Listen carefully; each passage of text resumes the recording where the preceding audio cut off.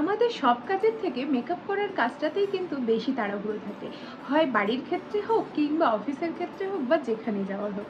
অফিসের ক্ষেত্রে হলেও আমরা হয়তো নিজেদের কাজের ফাঁকে আমরা সময়টা দিতেই ভুলে যাই যে আমরা এক জায়গায় যাব। আর ফ্যামিলির জন্য হলেও সবাইকে রেডি করাতে করাতে নিজের জন্য আর টাইম হয়ে ওঠে না, তখন হয়তো হাতে 5 থেকে 6 মিনিট বেঁচে থাকে।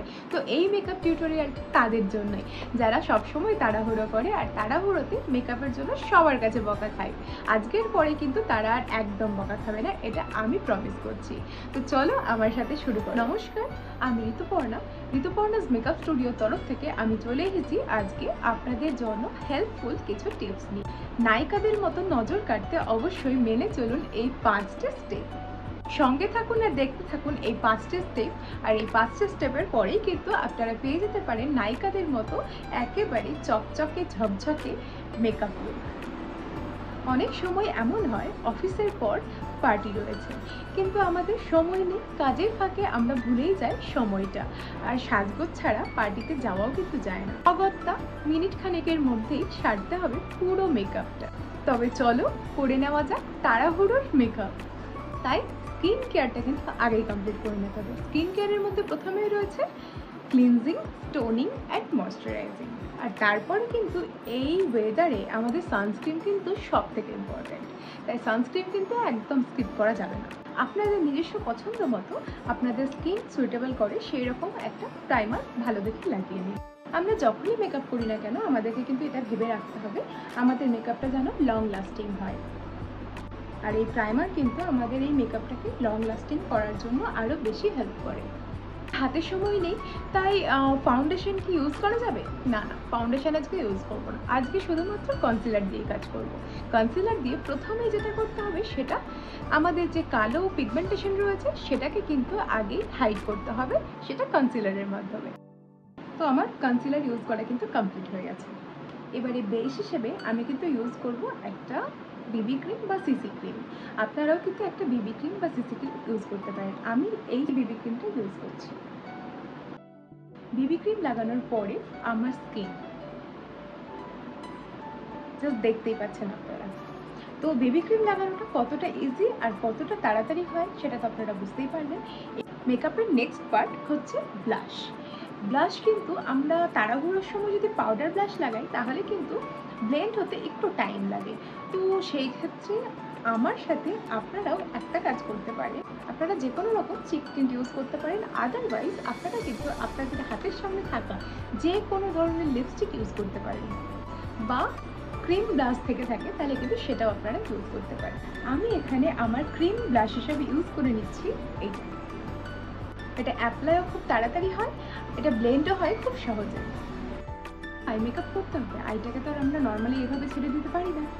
তো সেই ক্ষেত্রে আমরা কিন্তু যদি এখন লাইনার লাগাতে বসি তাহলে কিন্তু অনেক সমস্যার সম্মুখীন হতে হবে। তার কারণ হচ্ছে সেটা হয়তো সমানভাবে নাও করতে পারি, আবার আরও একটা জিনিস হতে পারে হয়তো ব্যাকাটারা হয়ে গেল। তো এই সব সমস্যার থেকে আমরা বিরতি চাই। আমরা কিন্তু সিম্পলভাবে কাজল ইউজ করতে পারি, একটা স্মোকি আই ক্রিয়েট করতে পারি। আদারওয়াইজ জাস্ট সিম্পলি ব্ল্যাক কাজল দিয়ে আমরা কিন্তু আইটাকে ছেড়ে দিতে পারি, বা ডার্ক কোনো কালার দিয়ে আমরা একটা লাইনার ক্রিয়েট করে স্মাচ করে দিতে পারি।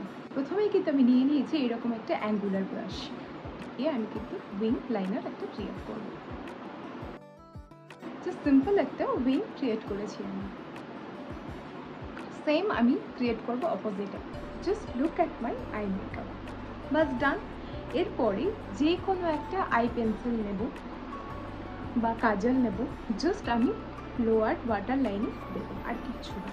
এরই সাথে সাথে 3 নম্বর স্টেপ কিন্তু কমপ্লিট। আমাদের প্রথম স্টেপ ছিল যে আমরা বেস করব, সেটা হলো বিবি ক্রিম দিয়ে। সেকেন্ড ছিল আমাদের ব্লাশ লাগাবো। থার্ড কিন্তু আমাদের আই মেকআপ হয়ে গেল। এবার চলে যাচ্ছে আমরা ফোর্থ স্টেপের দিকে। ফোর্থ স্টেপ হলো আমাদের লিপস, যেটা আমাদের সব থেকে বেশি অ্যাট্রাকটিভ জিনিস।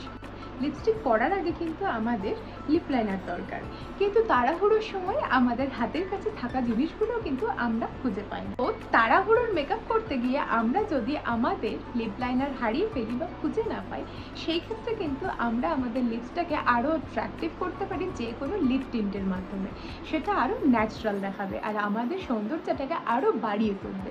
তো এই ক্ষেত্রে আমি ইউজ করছি জুডিওর এই লিপ টিন্টটা, যেটা একদম নিউড কালারের। তো এই রকম শেডের মাধ্যমেও কিন্তু আপনারা আপনাদের লিপসকে আরও অ্যাট্রাকটিভ দেখাতে পারেন। চলে আসি এবার আমাদের লাস্ট অ্যান্ড ফাইনাল স্টেপের দিকে। সব থেকে গুরুত্বপূর্ণ জিনিস হলো, আমরা যতই মেকআপ করি না কেন, আমরা যদি মেকআপটাকে সেট না করি, অর্থাৎ আমরা যদি সেটিং স্প্রে ইউজ না করি, তাহলে কিন্তু আমাদের মেকআপটা গলে যাবে বা সময়ের আগেই কিন্তু নষ্ট হয়ে যাবে, সেটা লং লাস্টিং মোটেই হবে না। তার জন্য কিন্তু আমাদের সব থেকে বেশি ইম্পর্টেন্ট সবার শেষে একটা সেটিং স্প্রে দরকার।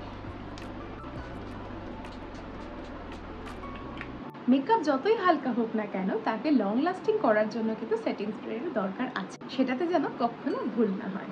তো আজকের এই টিপসগুলি আপনাদের কতটা হেল্পফুল হলো অবশ্যই কিন্তু কমেন্ট করে জানাবেন। আর ভিডিওটি ভালো লাগলে অবশ্যই কিন্তু লাইক করবেন আর অন্যদের সাথে অবশ্যই শেয়ার করবেন। আমার চ্যানেলে নতুন হয়ে থাকলে অবশ্যই সাবস্ক্রাইব বাটনটি প্রেস করবেন আর পাশে থাকা বেল আইকনটাও কিন্তু অবশ্যই ক্লিক করবেন, যাতে করে আপনারা সবার প্রথমে আমার ভিডিওর নোটিফিকেশান পান। আজকের ভিডিওটি এই পর্যন্তই, দেখা হবে আবারও নেক্সট কোনো ভিডিওতে। আর আপনাদের হেল্প করার জন্য অবশ্যই ঋতুপর্ণা হাজির হবে নতুন কোনো ভিডিও নিয়ে। এই হলো আজকের ফাইনাল লুক। ফাইনাল লুকটা দেখে কেমন হয়েছে অবশ্যই কিন্তু কমেন্ট করে জানাতেই হবে। আর ভিডিওতে নতুন হয়ে থাকলে অবশ্যই চ্যানেলটা সাবস্ক্রাইব আর পাশে থাকা বেল আইকনটাও কিন্তু প্রেস করতে হবে। টাটা সবাইকে, ভালো থাকবেন।